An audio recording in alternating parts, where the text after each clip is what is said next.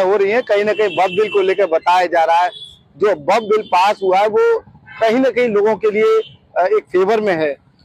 देखिए, सबका साथ, सबका विकास और सबके विश्वास वाली सरकार कल राज्यसभा में और परसों लोकसभा में खड़े होकर के ये कह रही थी कि ये बिल मुसलमानों के हित के लिए है, और आज उन्हीं के एक डिप्टी सीएम अलीगढ़ में आकर के कह रहे हैं कि अलीगढ़ मुस्लिम यूनिवर्सिटी के अंदर मंदिर बनना चाहिए।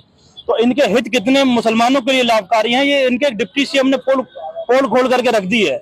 जिस सरकार का एजेंडा 2002 के गुजरात दंगों पर हो, उस सरकार से देश की जनता कैसे उम्मीद लगा सकती है कि वो सबका साथ, सबका विकास और सबके भले की बात करेंगे।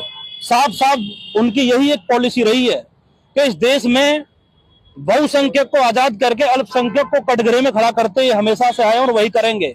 जब इनकी पार्टी के 2 सांसद थे तभी भी उनका वही एजेंडा था, आज ये पूर्ण बहुमत में तो आज भी इनका यही एजेंडा है।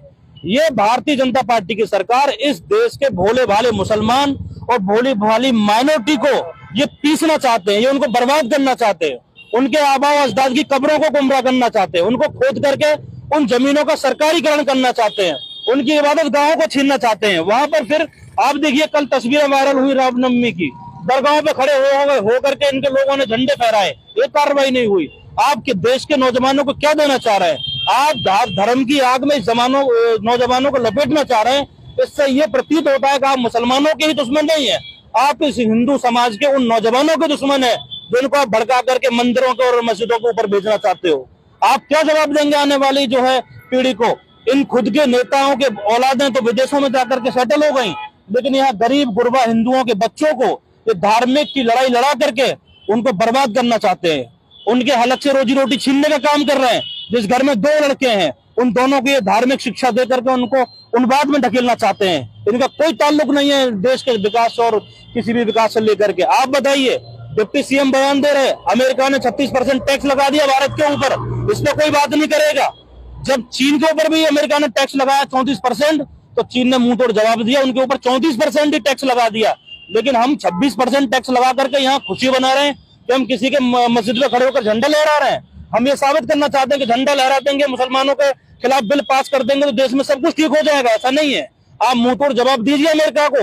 ये देश का जो जनता है ये गुलाम नहीं है आपकी, इन्होंने आपको वोट दिया है, आपको प्रधानमंत्री बनाया है। और मैं ये कहना चाहूंगा, भारतीय जनता पार्टी में होड़ मची हुई है कि कौन बढ़िया विवादित बयान देगा, कौन बड़ा नेता बनेगा।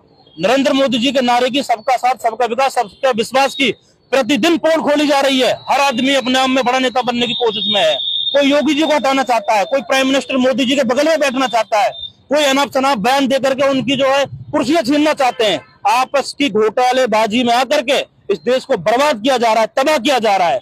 और ये देश, ये एक सशक्त भारत की बात करते हैं 2040 तक, मैं गारंटी दे रहा हूं, अगर इसी तरीके से चलते रहे, लोगों को रोजगार नहीं मिला, युवाओं को रोजगार नहीं मिला और यहाँ पे किसानों के हित की बात नहीं हुई, तो कुछ नहीं होने वाला।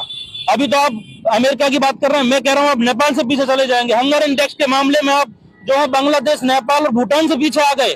आप क्या बताएंगे दुनिया को जाकर के? यही विश्व गुरु थे जो पूरी दुनिया में डंका बजता था विश्व गुरु का। लेकिन यहाँ देखिए, सत्यता ये है, भारत का अभी किसी भी एंगल से पूरी दुनिया में कोई नाम नहीं है।